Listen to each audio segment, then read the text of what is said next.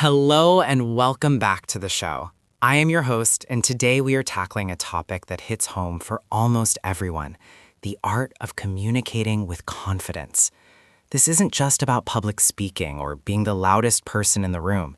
It is about how we show up in our everyday lives, from the boardroom to the dinner table, and how we ensure our true voice is heard and respected. Have you ever had one of those moments where you knew exactly what you wanted to say, but as soon as you opened your mouth, the words felt thin or shaky? Maybe your heart started racing, or you found yourself looking at the floor rather than the person you were talking to. Please know, if you have felt that, you are in very good company. Communication is a muscle, and confidence is the strength we build through intentional practice. Let's start with the foundation of it all: your internal narrative. You see, confidence in communication doesn't actually begin with your voice. It begins in the quiet spaces of your mind. We often suffer from what psychologists call the spotlight effect, where we mistakenly believe that everyone is hyper-focused on our every stumble or But the reality is, most people are far more concerned with themselves. When you realize that the pressure is largely self-imposed, you can start to breathe again. Let's talk about the physical mechanics. Your body is a giant antenna, broadcasting signals long before you even speak. If you are hunched over or crossing your arms tightly, you are signaling to your own brain that you are under threat. I want you to try something right now, wherever you are. Pull your shoulders back and down. Imagine a string pulling the crown of your head toward the ceiling, and just take up space. When you physically open up, your brain begins to lower cortisol, the stress hormone, and increase testosterone, making you feel more assertive and grounded. It is amazing how much power we have over our own chemistry just by adjusting our posture. Now, let's move into the voice itself. Have you ever noticed how, when we're nervous, our pitch tends to go up?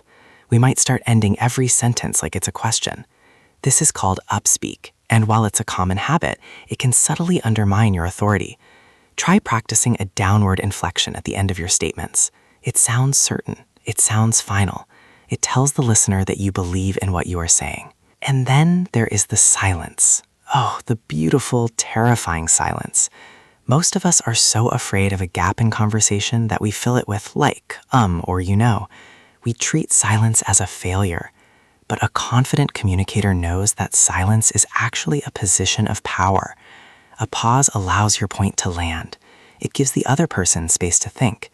If you can learn to sit in a 2-second pause without flinching, you will instantly project an aura of calm and control that words alone could never achieve. I also want to touch on the idea of active listening. It might seem counterintuitive, but some of the most confident people I know are the ones who speak the least. Why? Because they aren't waiting to speak. They are truly listening. When you listen with the intent to understand rather than the intent to reply, the pressure to perform vanishes. You don't have to scramble for a clever comeback because the conversation becomes a collaborative dance rather than a solo performance. That presence is deeply charismatic. I want to share a little secret with you. Even the most polished speakers you see on television or on stage feel those butterflies. The difference isn't that they lack fear, it's that they have changed their relationship with it. They see that adrenaline not as anxiety, but as excitement. Their body is simply getting ready for a big moment.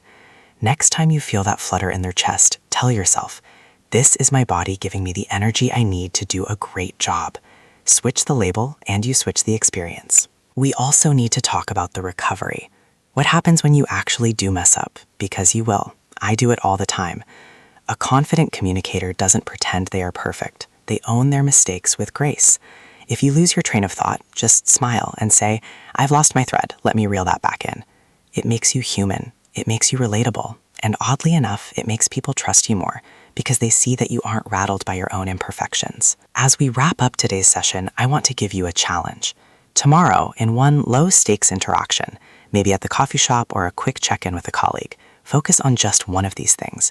Maybe it's maintaining eye contact for 1 second longer than usual, or maybe it's replacing an with a purposeful breath. Just one.